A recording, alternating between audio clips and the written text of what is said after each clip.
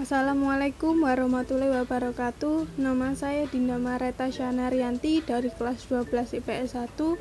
Saya akan mempresentasikan materi perubahan sosial berkaitan dengan artikel yang berjudul Perubahan Sosial Akibat Canggihnya Smartphone. Perubahan sosial sendiri memiliki arti yaitu perubahan yang terjadi pada aspek kultural atau budaya serta aspek struktural dan dampaknya terhadap kehidupan sosial. Perubahan sosial yang terjadi dalam masyarakat disebabkan adanya faktor pendorong baik dari luar dan dalam masyarakat. Teori utama pola perubahan sosial. Teori perkembangan menyebutkan bahwa perubahan yang terjadi di masyarakat berujung atau menuju satu titik yang sama. Teori ini juga merangkum proses evolusi maupun revolusi. Pandangan ini juga menganggap bahwa perubahan bisa diarahkan atau direncanakan. Contohnya yaitu pengiriman surat. Sebelumnya dilakukan dengan ke kantor pos dan harus menunggu beberapa hari. Namun saat ini sudah sangat mudah. Melalui aplikasi Gmail sudah dapat mengirimkan surat. Mengirimkan pesan juga sangat mudah melalui SMS atau aplikasi lain.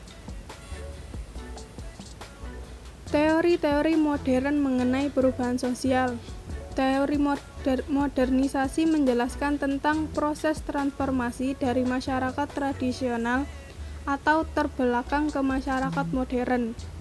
Teori modernisasi fokus pada cara masyarakat pramodern menjadi modern melalui proses pertumbuhan ekonomi dan perubahan struktural sosial, politik, dan budaya. Terdapat dua teori yang melatar belakangi lahirnya teori modernisasi, yaitu teori evolusi dan teori fungsionalisme. Teori evolusi. Teori evolusi menggambarkan perkembangan masyarakat dalam dua hal. Pertama, teori evolusi menganggap bahwa perubahan sosial merupakan gerakan searah, seperti garis lurus. Masyarakat berkembang dari masyarakat primitif menuju masyarakat maju. Kedua, teori evolusi membaurkan antara pandangan subjektifnya tentang nilai dan tujuan akhir perubahan sosial. Perubahan menuju bentuk masyarakat modern merupakan sesuatu yang tidak dapat dihindari. Lalu teori fungsionalisme. Menurut Talcott Parsons, yang memandang masyarakat seperti organ tubuh manusia. Pertama, struktur tubuh manusia memiliki bagian yang saling terhubung satu sama lain. Oleh karena itu, masyarakat mempunyai berbagai kelembagaan yang saling terkait satu sama lain. Kedua, setiap bagian tubuh manusia memiliki fungsi yang jelas dan khas. Demikian pula setiap bentuk kelembagaan dalam masyarakat. Bentuk-bentuk perubahan sosial. 1. Berdasarkan waktu. Berdasarkan waktu pada teknologi smartphone ini termasuk perubahan cepat atau revolusi, yaitu perubahan yang terjadi dalam waktu yang singkat dan cepat. Perubahan revolusi dapat direncanakan atau tidak direncanakan. Cepat tidak lajunya perubahan revolusi sangatlah relatif. Contohnya yaitu transfer uang. Transfer uang sekarang tidak rumit seperti waktu itu. Karena sekarang dengan aplikasi di handphone pun sudah bisa mentransfer tanpa perlu ke ATM. Karena sekarang dengan aplikasi di handphone pun sudah bisa mentransfer tanpa perlu ke ATM. Cara ini memudahkan pembayaran apapun.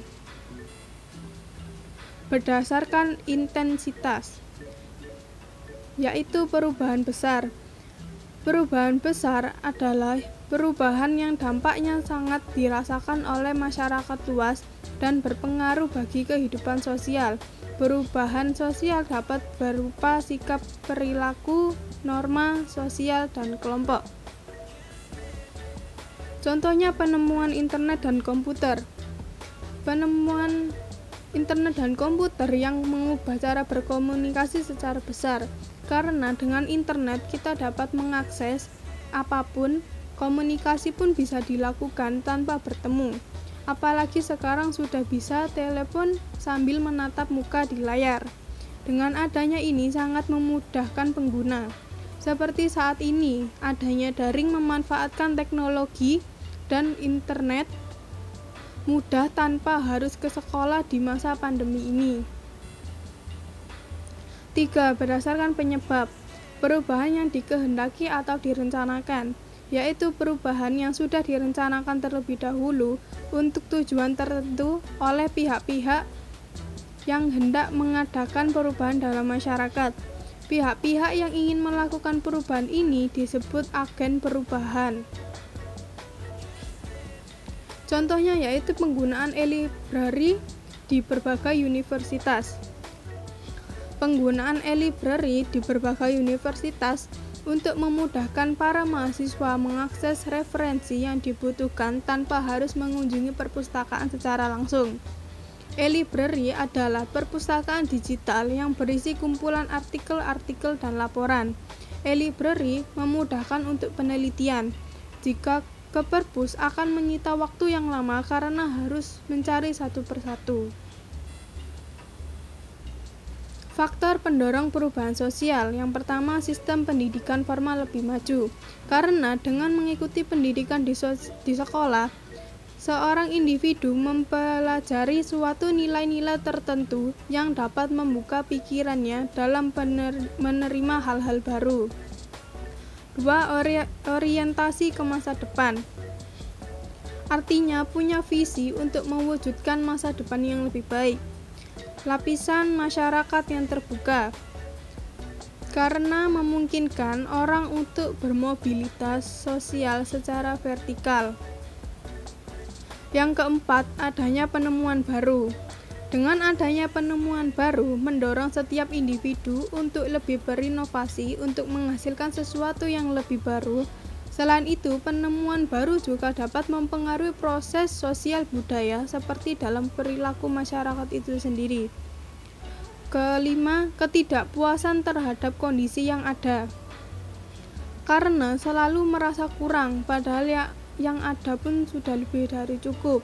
Seperti merasa iri karena temannya memiliki barang A, dia memiliki B, menimbulkan perubahan sosial.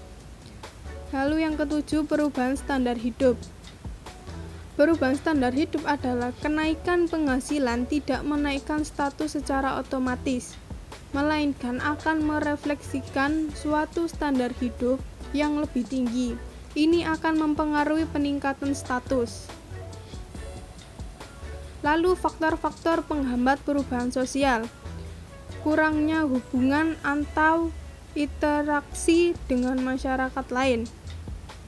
Jika jarang melakukan hubungan dengan masyarakat lain, maka tentunya perubahan sosial juga sulit terjadi.